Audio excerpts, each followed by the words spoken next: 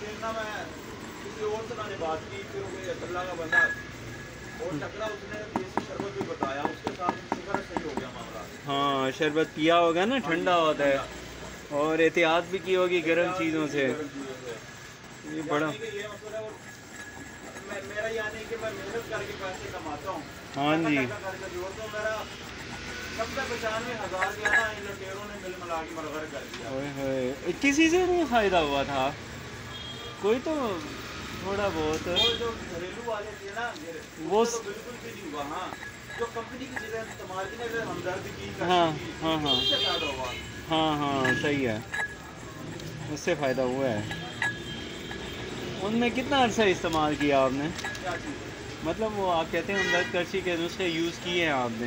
हाँ जी, कोई उनके सिरप वगैरह वो ऐसे मर्दाना कमजोरी के लिए नहीं थे, वैसे ही खून बनाने के लिए। हाँ वो सही है।